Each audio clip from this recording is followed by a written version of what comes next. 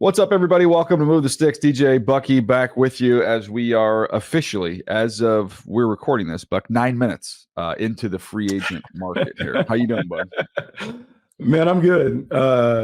Free agency frenzy. Really excited about this. This is a fun time of year because when the free agent signings start flying off the board, a lot of optimism, a lot of people feeling like their team is going to win the Super Bowl based on the moves that are made. And so it's a fun part of the offseason.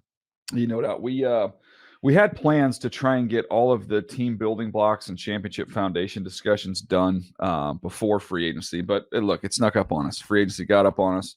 We could jam it in today, but it doesn't make sense because we have so many changes that are happening rapidly before our eyes in terms of guys getting cut, guys getting extended, guys going to be changing teams. So we're going to hold off on that. We will circle back on that. So if you're a fan of an NFC team and you're waiting for that, we will have those for you once we get through free agency, and then we'll update all of them and we'll post them on social media as well. But there's lots of news going around, including I would say probably the biggest news, although it was in terms of financially, will probably be the smallest deal, one of the smaller deals we'll see done today, and that is Russell Wilson has signed with the Pittsburgh Steelers. Buck. Love this move. I thought this was the perfect move for Russell Wilson. I thought it was a perfect move for the Pittsburgh Steelers. And I'm saying that knowing that Russell Wilson isn't the Russell Wilson of old, not the Russell Wilson that we saw run around and dazzle and amaze us during his time in Seattle. But I think he is exactly what the Pittsburgh Steelers need at this time. They need a mature leader with the winning pedigree that knows how to get the team to the winner's circle. Say what you will about Russell Wilson in terms of his fall off. Russell Wilson still knows how to win games. He's still capable of winning games. And even though people will talk about, I guess the best way to say it is people may talk about like the persona and is he corny, is he authentic, and those things. I would say that in this situation, it works because Mike Tomlin's shadow, he casts a shadow over everything. So Russell just has to play his part. He doesn't have to be the overwhelming team leader. He doesn't have to be all these things.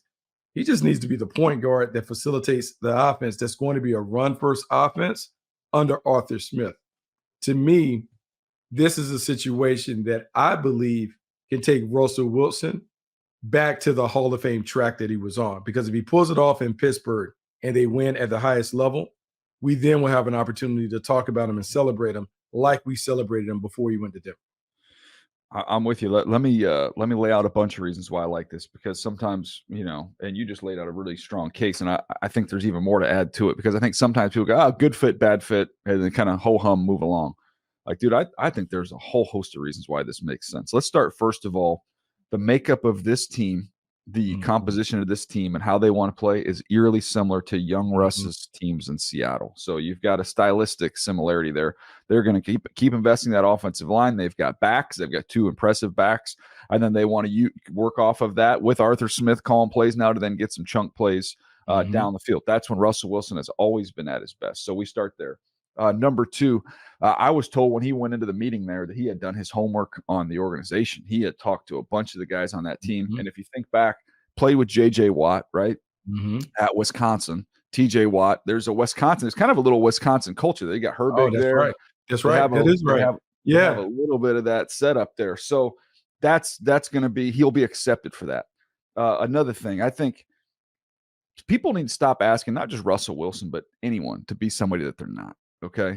So let Russell be who he is. If Russell wants to say a slogan at the end of every interview, let Russell say a slogan at the end of every interview. That's who, that's his authentic self. I think people think that he gets kind of nailed for being like phony and fake. I'm like, I think that's who he is. I would just let him do that. Let him be that. No harm, no foul. I think they tried to cut all that out last year. Sean Payton came in and like, we're not doing this, we're not doing that. I'm not saying some of the other special things he had. I get all that. But in terms of a personality, Buck, I think Mike Tomlin's going to be comfortable enough in his own skin to say, hey, man, you be you. Just be your authentic self. The guy's a worker. I mean, I don't know if any point in time with the criticism of Russell Wilson has ever had anything to do with his preparation. No. That's not going to be an issue at all. And here's the last reason why I love it. Buck, it's $1.2 million.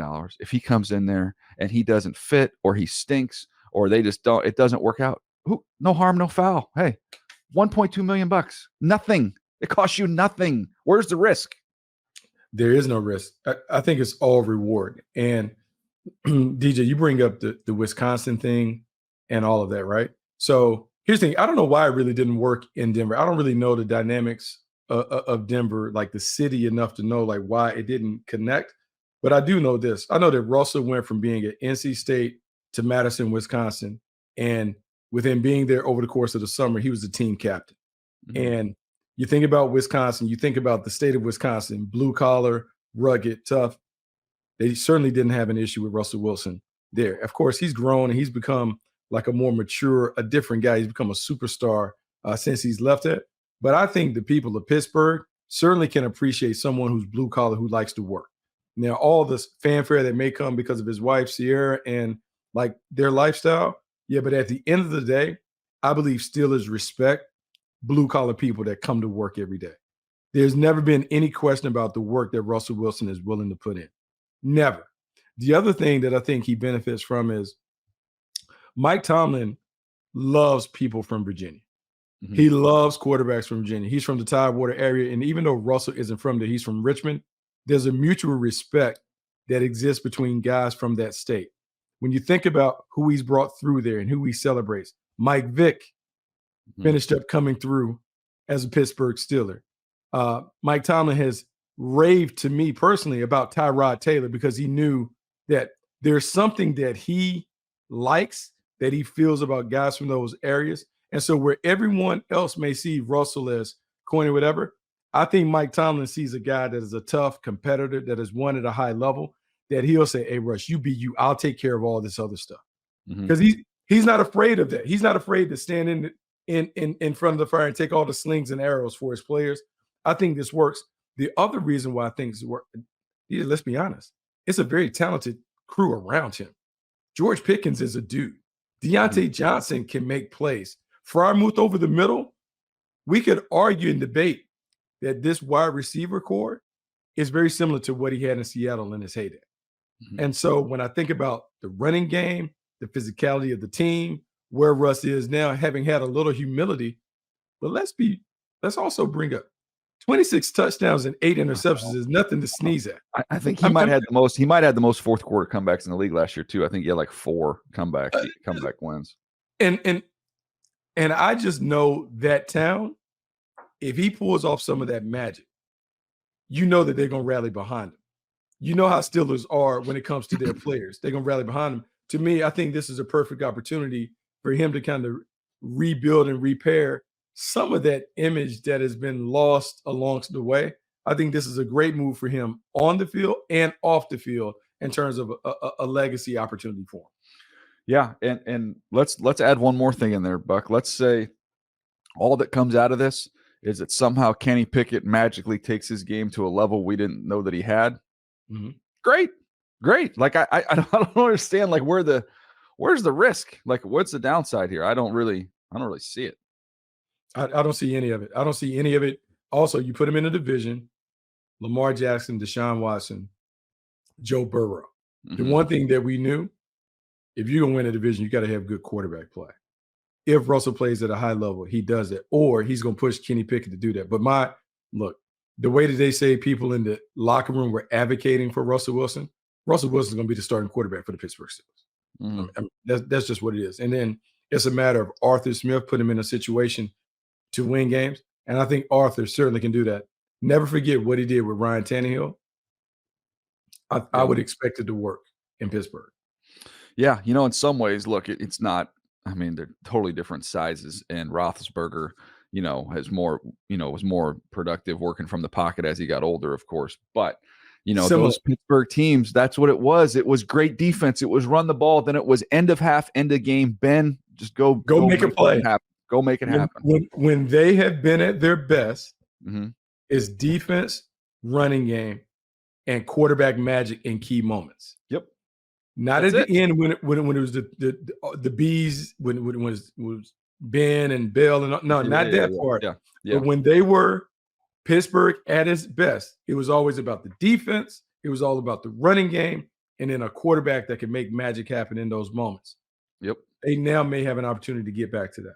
Yep, 2 minute, and that's like 2 minute was Roethlisberger's thing, and it's Russ. Russ is great. He was last year. Look at end to half, end of games. He was great in those situations, and they're going to play close games. Everything in that division, those teams are all so close to each other. You're going to find yourself. He's going to have chances to make those plays in those moments. He doesn't need to throw for 350 yards a game. Like he just needs to go out there at the end of half, end of game. Let's go get 3 points, and that's going to win us ball games. Like that's kind of what it is. That's how they've always been when they've been at their best. Yeah, and I expect it to be there. I expect the physicality and the toughness. I also expect that aura. That Steelers aura. You know it. You spend a lot of time in that division with the Baltimore Ravens. You know how they get down. You know what that identity and that reputation and all that is like. I actually think it fits. I think it works out. I think it gives him a little cred, a little Harden, a little cred, because I think those guys are going to take up for him. And I expect to see an even better version of Russell than we saw last year. And I think Arthur Smith will do a great job of helping this offense evolve and become the balanced offense that they want. Yeah, no doubt. Let's get to another quarterback here. Baker Mayfield, he gets done in Tampa. Woo. He got a lot of bread, man. But I was talking to somebody there in their organization who said you would be shocked to know how popular Baker already is in the city. Like the city took him, he took to the city. They get to the playoffs last year. They won a playoff game. Good for him, man. I'm happy for the guy. Like he has, and I think he would be the first one to admit it. Like he's just kind of become more mature. He's kind of grown up. He needed some scars. He got some scars, kind of hardened him a little bit. And I think he came out of it better, So I don't think he was going to be as valuable to other teams as he was to Tampa. And that's why I think you saw reflected in the amount of money he got. I think so. I think it was a great move for both parties. Todd Bowles really benefited from the way that Baker came in, the maturity that he displayed, the leadership that he displayed. I can tell you, DJ, we went down there, the Jaguars, we went down there at the end of the year. I think it was Christmas Eve. And they absolutely put it on the Jags. And watching Baker kind of work his magic, man, that team was all about him. Not only the players, but the fan base was about him. And researching the stuff ahead of the game, just talked about how he just kind of laid low in the city, kind of did his thing, really ingratiated himself to the teammates, would take the linemen out. They would kind of hang out, get some pops and stuff like that. Just kind of do it. Didn't do all the commercial stuff, just was a really good dude in the locker room. I think that was reflected in how well the team responded to him. It's a good move. And then when we look at the numbers, right? 3 years, $100 million, $33 million a pop.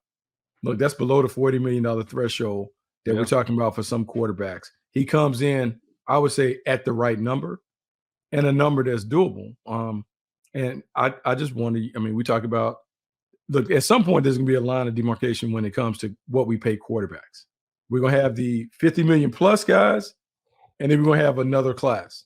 And I think that $30 million mark is about where that managerial class needs to come in. And I'm not being disrespectful to Baker. Yeah, I think it's the right number for what he adds to the team. And I'm saying he's added a lot to the team with his maturity, his swag, and his leadership ability. He brings a lot to the table. What do you think about this? I was thinking about this when this news came down with Mike Evans coming back, and then you get Baker done. Is there something to be said for the division is so average that, like, even if you had these teams forecast 3 and 4 years in advance, and they make their Super Bowl run with Brady, right? And then you could have been looking at that saying, okay, maybe like 3 or 4 years ago, like, we're going to tear it down. Like, we're going to tear it down. We're going to rebuild. But then you get to the year and you're like, you look around like, well, hold up. Like, we can win this division every year. Like, let's just keep bringing the band back together. Let's bring Mike Evans, keep him in here. Why do we want to rebuild? Like, we can win this division every year. This division stinks. Yeah, there's no need to flip. No need to flip the house. We can still get away with it. We'll change the furniture a little bit, but DJ, you're right. So when you look at the division right now as president constructed, because we don't know what Atlanta's going to do at quarterback. I mean, you would have to say that the Buccaneers are the team to do it.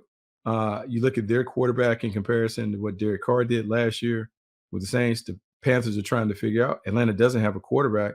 You think about another year with Baker Mayfield, and I would say this: the Buccaneers need to upgrade their running game in some way. They have to have a little more balance, so it's just not so lopsided past the run. But if they're able to do that, we know that Todd Bowles is always going to find a way to blitz their way into some wins because he's going to heat them up. you're right. This is the Buccaneers looking around and saying, hey, guys, we may not be the best team, but if we win a division, we're always in the tournament. You get in the tournament, you got a chance. Mhm. Why not keep the momentum going? So just continue to build it while being able to do it. Let's hey, this is kind of fun because we get real-time reaction as this stuff is coming in. We just had the Bears. Man, this Woo! is literally we're 24 minutes into free agency. So a couple nuggets here. The Bears, a 3-year, $24 million deal with DeAndre Swift, which I want to get to that in a second. And the Bills, they are the Bills 3-time Pro Bowl left tackle Deion Dawson signing a 3-year, $60 million extension. Mhm. Dawkins will be the 4th highest paid tackle in the league. Wow. That's interesting. When I was going through like trying to scroll like Mhm. while we're talking, I was like, wait a second. I thought Deion Dawkins was going to end up like, are they trying to cut him? Like, what are they doing? He had some kind of cryptic posts, Mhm. and I was like, huh. And then I looked. Now here it comes down. Oh, he actually got an extension, made a ton of money. So good for him. Good for Deion Dawkins. But DeAndre Swift, immediate reaction from me, Buck. Caleb Williams, this is a hey, we just Mhm. baked in some easy completions for you. Because DeAndre Oh, yeah. Swift not only can run the ball, he is outstanding in the pass game and the screen game. You can get him out in routes. To me, let's create this the most Mhm. comfortable environment we possibly can for Caleb Williams, and I think this is that. This is the first step on that journey here. I would say 100%. I'm with you on that. This is all about building the team up for Caleb Williams, making sure he has a pass catching running back who has speed and energy. I would think they're going to continue to add some more weaponry around him. You got DJ Moore as the number one receiver. We've seen what they've already done with the defense. I think Kevin Byard agreed to a deal over the course of the weekend because they Yep, need a playmaking safety to help them continue to take the ball veteran. Yep. away. You can see what the Bears are doing. They're trying to go all in to make this happen. What's interesting is, and we'll get to this move, I don't think the market is going to be as robust as they may have anticipated for Justin Fields. We just Mhm. saw Mac Jones get traded for just a 6th-round pick. Sixth round pick, man. It changes everything. And so they have to be comfortable knowing that they're not going to get a lot in return for their quarterback, but they're going to move forward with presumably Caleb Williams as their QB1. Yeah, no, it's an interesting point about Mac Jones, by the way, which I would say the same thing on Mac Jones. Obviously, Russell Wilson get a chance to start. Mac's not going to start over Trevor, but Mhm. I mean, golly, 6th-round pick, and I got a guy who's put up decent numbers and is young. I mean, Mhm. that's a all upside, no downside move for the Jags. I think so. And it's funny because Jags Twitter was going absolutely bananas for the fact that they Why? signed Mac Jones. And so, like, you have to understand down there, Trevor Lawrence is the franchise quarterback. And that is solid. Look, he's been a solid player for them. He is a franchise quarterback. But I think what I'm trying to get when I tweeted out stuff and what I want you to help me is I want everyone to understand how important it is to have multiple quarterbacks that can play on your team. So let's have a little story time going all the way back to my time in Green Bay. When I was Yeah. in Green Bay, Doug Peterson was also there as a player. Mike Holmgren and Ron Wolf always believed that you should invest in the quarterback position. It's the most important position. It's also the one that is the biggest trade commodity. If you have a Mhm. backup quarterback that can play, it can bring back so much in return. So going all the way back there, Green Bay used to always take quarterbacks. Mark Brunell was there, Ty Detman was there. Shoot, when I was there, uh, Jim McMahon was the backup quarterback with Doug Peterson as the Mhm. number 3. Like, just think about, so they've always had that. So now Andy Reid goes to Philadelphia. And what does Andy Reid become? The quarterback whisperer. Think about Mhm. all the backup quarterbacks that have played, how he turned AJ Feely and Kevin Cobb into draft picks, how he got Corey Detmer to play at a high level. I mean, that has always been the thing. Andy Reid goes to Kansas City. Doug Peterson falls into Kansas City. They go and get Alex Smith. And while they had Alex Smith, they drafted Patrick Mahomes. So Doug has always been around that. And so Doug goes to Philly and gets with Howie Roseman. What did Howie Roseman say? We want to be the quarterback factory. We want to build Mhm. quarterbacks. Like, this is what we're going to be in. So Carson Wentz, Nick Foles, Jalen Hurts. All of those guys turned out to be players for them, and they all turned out to be valuable trade commodities. So in Jacksonville, Doug Peterson now has an opportunity where he has 2 first-round quarterbacks on the roster. One is his franchise quarterback in Trevor Lawrence. Another one, Mac Jones. I'll say this. he's a better player than the backup CJ Beathard. Yeah. And there's nothing wrong with saying it. He also is young enough where, knock on wood, Trevor Lawrence, let's just say he gets hurt. He misses a game or whatever because he's sick. Trevor Lawrence goes to the sideline. If Mac Jones plays and plays well, that little sample size could be enough for you to either trade him away, get away with some wins, or do some other stuff and bring back some compensatory picks in return. So to me, there's nothing to lose. You always want to have quarterbacks to develop, multiple quarterbacks in the hopper. You just never know what's going to happen. To me, look, this is a no-brainer. You take that. A 6th-round pick isn't guaranteed to make your team. I just think it's all upside on this move. So I'm gonna spin around to you with a question, because I think that I've had a little bit of a shift on this. Like, we always talk about the most important ability is availability, right? We hear it every year. Mm-hmm. Now that we're in a 17-game season, Buck, and we've got an extra team in the playoffs, and it can be such a long year. I'm looking at this going, look at the Jags' last 4 games. Okay, I was just pulling up the numbers while you're talking. You know the losing streak that they won on, but just the last 4 games, Trevor had 7 touchdowns and 7 picks. I mean, 7 picks, Buck. He didn't throw for over. He had one game where he threw for, I guess he had one for 280, but his numbers were way down. He was beat up. He was hurt. So with this season being now 17 games, don't you think as a team builder, you say, hey, you know what? Not only do I want to invest in a backup quarterback in case my guy literally can't go, I want to be able to encourage my coach, be like, hey, we need to get him healthy. Sit his butt down. I'm not chasing the streak here. We're not chasing the Brett Favre streak. I want to be ready to go so we can get into the postseason and be at our best once we get there. We have Mac Jones now, who's started games and won games in this league. Give Trevor 2 weeks.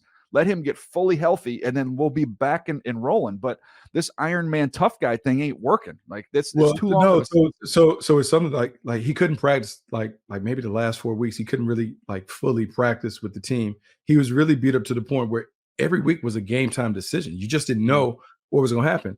If you felt more confident about your backup quarterback, it is, hey, look, man, I'm just letting you know, Trevor, you're not going to play this week. Yeah. We'll let you get up. We can give you 10 days to get right. Work on whatever the situation is. We're going to win the game. We have enough talent in the room where we can run our same game plan. We don't have to like, hey, just kind of bunker in and say that we can't go get it. No, we have a 1st-round quarterback that is playing. We want to make sure that we can continue to run our offense. I think we've said this in the past, DJ. We've said, like, with the length of the season, even because I think we talked about in Baltimore and how important it is for, look, if I'm Baltimore, given the Mac Jones thing, if I'm Baltimore, I am calling Chicago to get a backup quarterback for Lamar Jackson. It's not a bad idea. Like, even if it was just for 1 year, even if you don't pick up the 5th-year option, just say, hey, this year doesn't cost me hardly anything. Right. And I just given the conversation, talking about a 6th-round pick, I want to make sure that in every game I go to, that I have a legitimate starting quarterback in the fold. We saw how the Colts were able to navigate the season because they had Gardner Minshew behind Anthony Richardson. You just need to have a starting caliber quarterback in the hopper. Mac Jones gives them that. And for Mac Jones, he comes back to his hometown. He gets an opportunity to work with a guy that is a respected quarterback developer in Doug Peterson. He has a chance to rebuild and repair his image in his career while playing for a team that should have some playoff aspirations. To me, it's are you 80%? If you're 80%, we'll get you out there. But if you're telling me you're 50%, you're sitting. We're going to get the other guy in there. And that is a great call on Justin Fields in Baltimore. If they are just going to clear the runway and, Justin Fields, the market doesn't materialize. If you're the Ravens who have 1 million comp picks every single year, a 4th-round pick, I don't know, is that enough? If there's no market for Justin Fields, I would at least call and be like, hey, 4th-round pick, even if we won't pick up his 5th-year option. We don't want to take that risk. But the chances are he's probably going to start 2 games for us this year. And we win those 2 games, that's a heck of a 4th-round pick. The 2 teams that I would say should be in the Justin Fields market, the Baltimore Ravens and the Philadelphia Eagles. Given the situation with both of their starting quarterbacks, I would make sure, hey, like, we have enough to do it. We're going to be in the business. Philadelphia and Baltimore should make the call to see if Justin Fields is available. Hey, it's a great move. Hey, Jalen, think about Jalen, how beat up he was last year. They kept running him out there. Like, you feel confident, be like, hey, we got Justin Fields, man. You're paid. You're our guy. You're a made man. Like, don't worry about that. Just get healthy. Let's take it easy for a couple weeks and let's get you healthy. And I think because what I'm weighing now, like I Mac think we Jones. just stumbled onto something, by the way. You think? What did we stumble onto? No, what, I just what think did we stumble did. onto? I just think this whole conversation. I I just think I you got to think different now. You can't think of the Phillip Rivers that just posting every single week, and Brett Favre and Ross. Like, nah, hey, it's too long. The season's too long, man. Like I'd rather have you great for 14 weeks than to have you great for 9 weeks and beat up for another 8 weeks. I think we're at the time. I think we do a lot of lip service. Like I think team builders do a lot of lip service to knowing that the quarterback position is the most important position, but then we don't do enough to back it up. We don't do enough to give the team a chance to win if the starter goes down.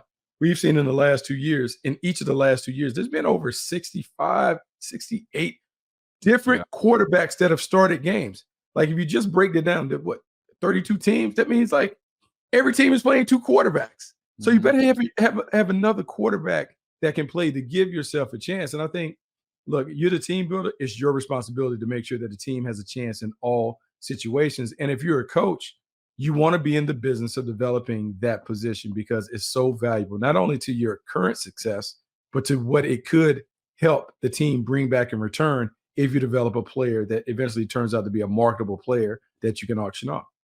No doubt. All right, let's take a quick break, and then we'll come back here, see if we have any more breaking news, and we'll break down a couple of these other moves that have taken place as we just kick off free agency. It is hot and heavy here in the NFL. Fun time of year. We'll give you back right after this. All right, Buck. A couple things here. You tell me if I'm crazy for connecting these. We've got a couple franchise guys that you've heard at least some trade speculation about. Okay, Brian Burns. From the Carolina Panthers. We've talked in the past about the need for them to transfer resources from the defensive side of the ball to the offensive side of the ball so they can properly evaluate Bryce Young and see what they have there. They're going to have to do what they can, stretch their dollars in free agency.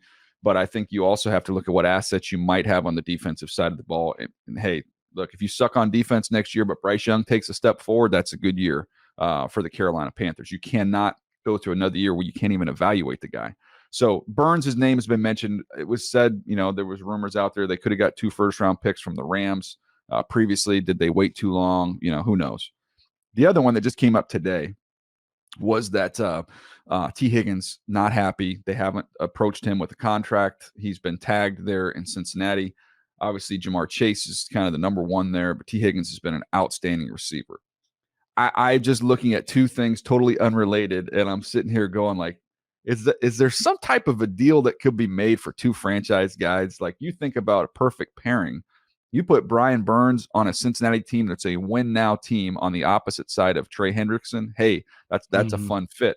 And then you have Bryce Young say, hey, we're going to go ahead and bring you a guy who played his college football. What is that, like an hour and a half from here? Yeah, down the block. Yeah. Right down the street. And Tee Higgins would be happy to come in there and be his number one wide receiver. To me, I don't know. I was just looking at those 2 things, and I don't know if there's anything there at all. But I can make a strong case that they could each win in that type of a scenario. Yeah, they certainly could benefit from that. The Carolina Panthers definitely need a big time receiver on the outside to help with Bryce Young's ongoing development.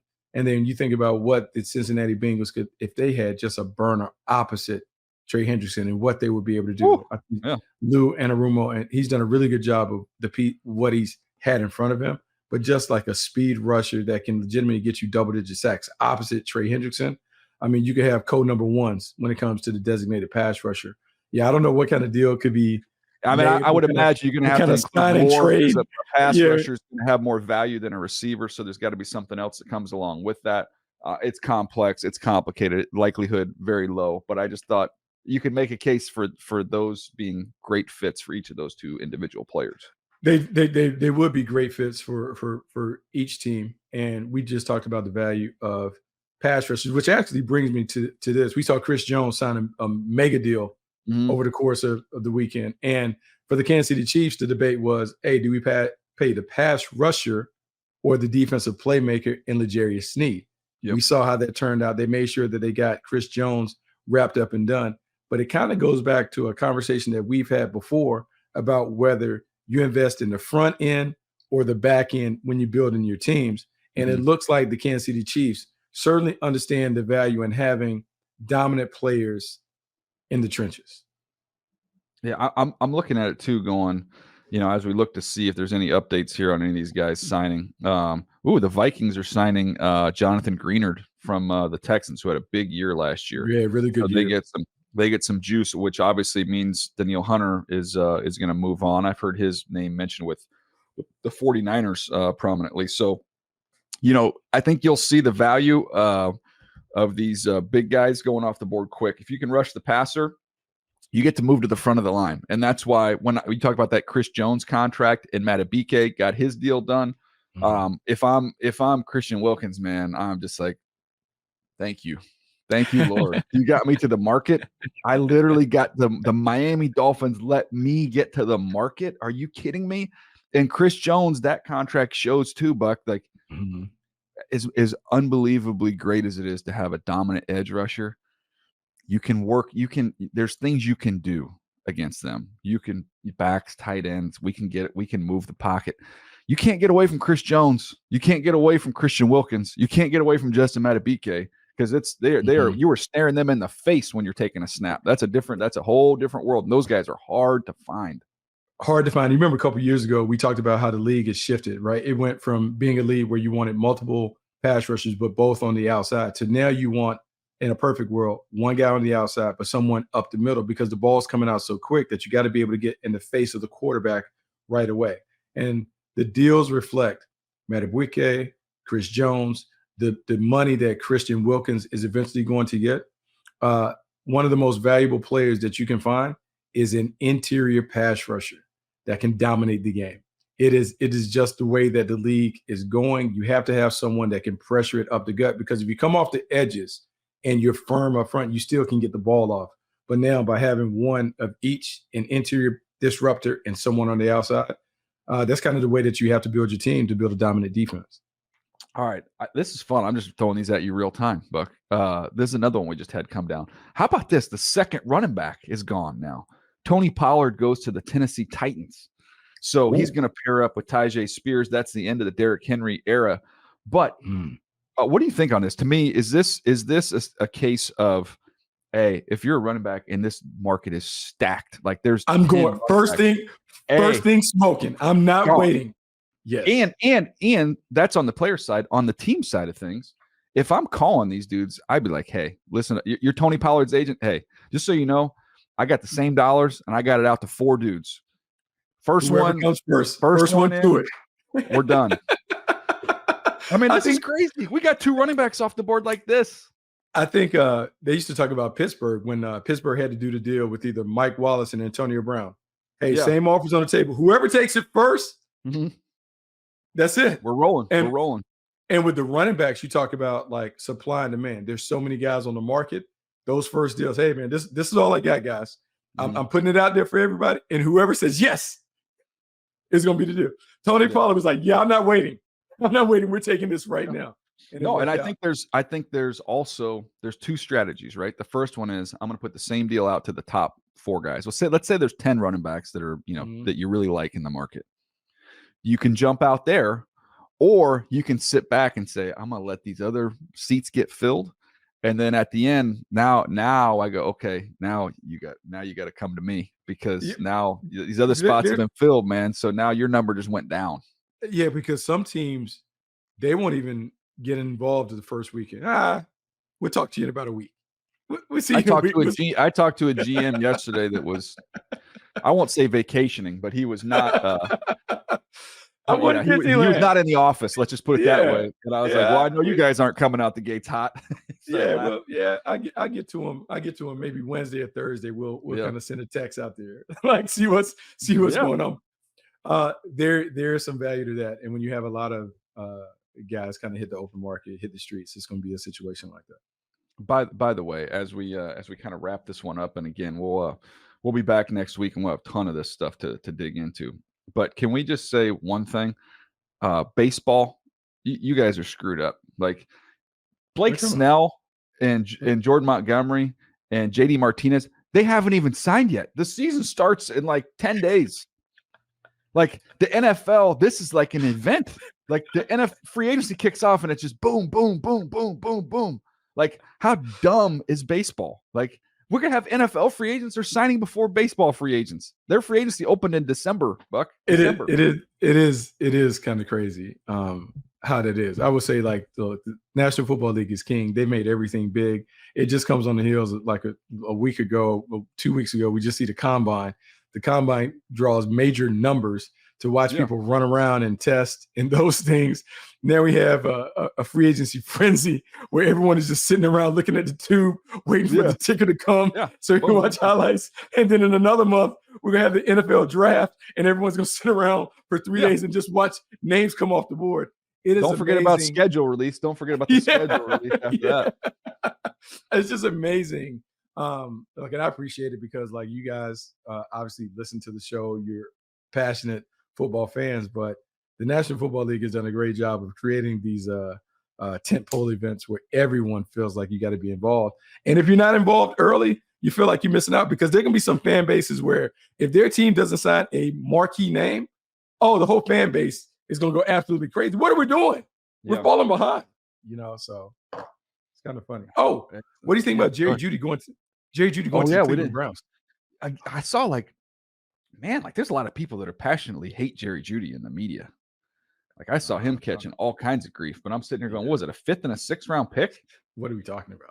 Like, what are we doing here? What are we talking about? Guys, talent. And the other thing, I think when you look at the successful moves, and we talked about it a bunch, it's been woven through this podcast, but hey, there's a Wisconsin connection, there's a Virginia connection with Russell Wilson. Like we talked about those connections.